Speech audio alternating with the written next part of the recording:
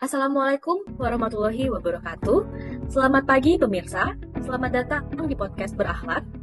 Kami dari Peserta Latsa KPU tahun 2026 dari kelompok 2 subkelompok 2. Hari ini akan berbincang-bincang mengenai nilai-nilai ASN berakhlak.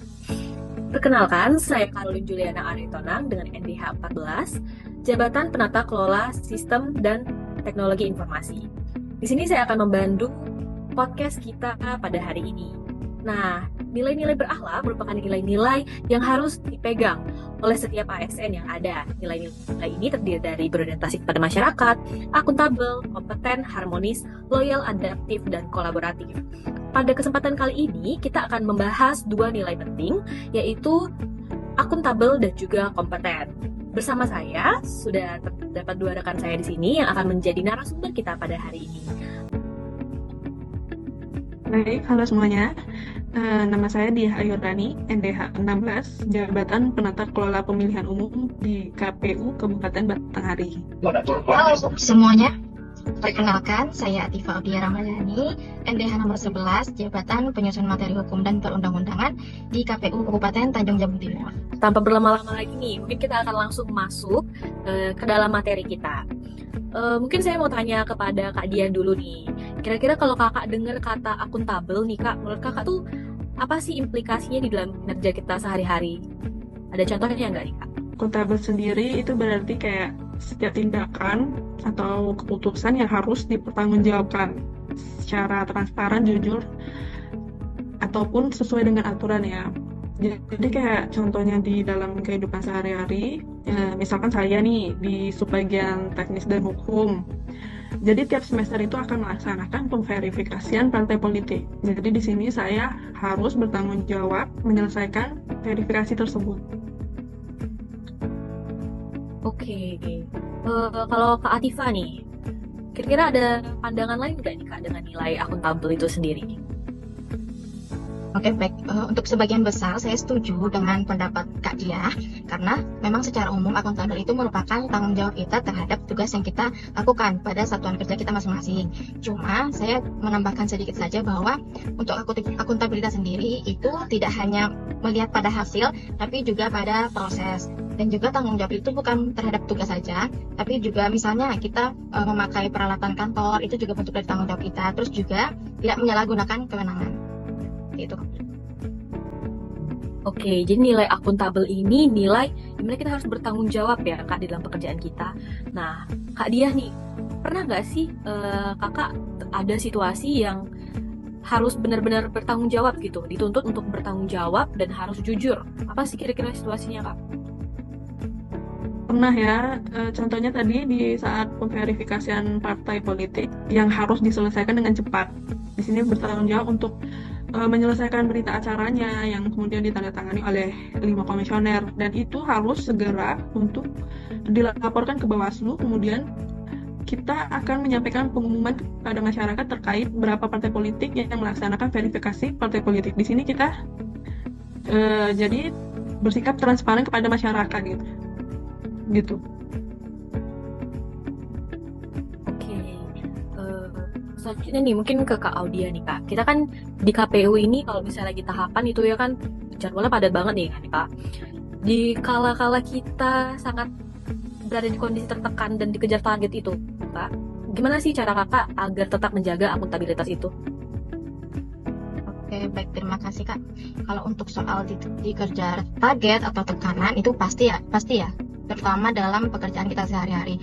Contohnya seperti saya pernah legal drafting surat keputusan itu ada beberapa dalam satu hari. Cuma cara saya mengatasinya ya yang paling utama kita menyusun skala prioritas, yang mana yang paling urgent seperti itu. Oke nih, mungkin kita langsung masuk ke nilai kompeten ya nih. Mungkin untuk Kak Atifa nih, kira-kira nilai kompeten itu menurut kakak apa sih kak? Terima kasih Kak Karolin. Menurut saya kompeten itu kita meningkatkan kompetensi diri untuk menjawab tantangan yang ada ya dalam melaksanakan tugas. Dan juga selain itu kita bukan hanya bertanggung jawab ke diri sendiri dalam kompeten ini, kita juga membantu rekan kita dalam melaksanakan tugas, dalam menjelaskan apa yang tidak diketahui, seperti itu Kak. Oke, jadi menurut kakak nih dalam mengembangkan kompetensi itu bagusnya kita dari belajar, textbook, atau langsung dari pengalaman sih kak? Oke, baik. Kalau menurut saya, kompeten itu bagusnya dibangun dari pengalaman kerja dan juga belajar formal.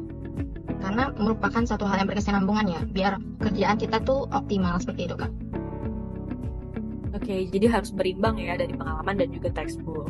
Nah, untuk Kak Dia nih kak, kira-kira menurut kakak sejauh ini kompetensi yang kakak punya itu sudah cukup nggak sih untuk mendukung kinerja sehari-hari kakak di kantor? Baik, kalau ditanya sejauh ini, saya merasa kompetensi yang saya punya sudah cukup membantu dalam menjalankan tugas. Tapi menurut saya masih banyak kekurangannya, apalagi tantangan kerja pasti terus berkembang. Apalagi saat ini saya masih berstatus sebagai CPNS, tentu pengalaman yang saya miliki belum banyak. Justru di tahap ini, saya melihat itu sebagai proses untuk kedepannya terus belajar, menambah pengalaman, dan mengasah kemampuan untuk menjadi lebih baik. Jadi dengan begitu, saya bisa berkembang menjadi ASN yang lebih profesional dan dapat memberikan kontribusi yang terbaik untuk KPU ke depannya. Oke, kalau menurut Kak Atifah nih kak, kalau kakak nih kira-kira kompetensi kakak di dalam menjalankan tugas, itu kakak pernah nggak merasa kurang siap secara kompetensi gitu dalam menjalankan tugas-tugas kakak? Oke, baik. Untuk merasa kurang kompetensi itu pernah, apalagi pertama kali masuk kerja ya. Karena saya kerja di KPU ini, lulus CPNS merupakan pengalaman pertama saya dalam bekerja. Jadi saya awal-awalnya memang merasa kurang. Terus saya berpikir gimana saya cara mengatasinya. Pertama, tentu saja saya mengulangi pelajaran saya ketika kuliah ya, tentang pembentukan peraturan perundang-undangan sesuai dengan jabatan saya. Selain itu, saya juga bertanya kepada yang lebih berpengalaman seperti itu. Oke, kalau keterkaitannya nih dengan nilai sebelumnya itu akuntabel, menurut kakak kalau orang yang akuntabel saja atau kompetensi saja punya salah satunya, menurut kakak cukup nggak? Atau harus berbarengan? Menurut saya, kompetensi tanpa akuntabel itu belum cukup.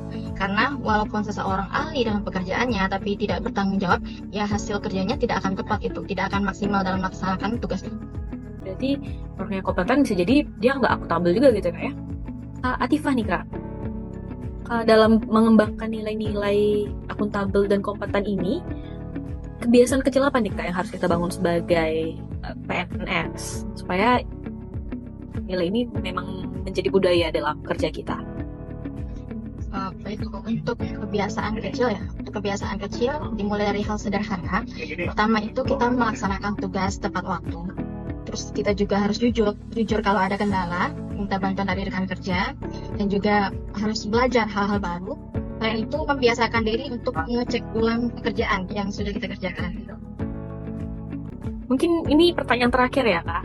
Kira-kira apa nih hal-hal yang disetujui dalam diskusi kita kali ini yang kita boleh sependapat untuk kita implikasikan dalam kehidupan kita sehari-hari? Boleh kak Dia? Saya setuju jika untuk ASN harus memiliki nilai kompetensi dan akuntabel, karena itu untuk kedepannya dapat memberikan pelayanan yang terbaik untuk masyarakat dan dapat memberikan kontribusi yang terbaik untuk lembaga saat ini dan kedepannya. Oke, terima kasih banyak nih. Jadi untuk diskusi kita hari ini bisa kita simpulkan nih teman-teman semua, bahwa akuntabilitas dan kompetensi itu merupakan hal yang saling melengkapi dan harus berjalan bersama-sama dalam menjalankan tugas sebagai ASN ya. Kompetensi itu memungkinkan seorang bekerja efektif, tepat, dan akuntabel, memastikan bahwa pekerjaan yang kita lakukan itu dilakukan dengan jujur, bertanggung jawab, dan dapat dipertanggungjawabkan. Jadi dalam praktiknya, keduanya perlu dibangun secara seimbang melalui pengalaman dan juga pembelajaran serta kebiasaan-kebiasaan yang baik, sehingga terciptalah kinerja profesional dan terpercaya dari ASN tersebut. Oke, terima kasih banyak nih untuk kedua narasumber kita, Kak Atifah dan juga Kak Dia. Semoga sharing-sharing kita ini bermanfaat ya Kak ya, untuk teman-teman penonton di luar sana. Saya, Caroline Juliana, sebagai host pamit undur diri. Sampai jumpa lagi di podcast kita lainnya. Bye-bye.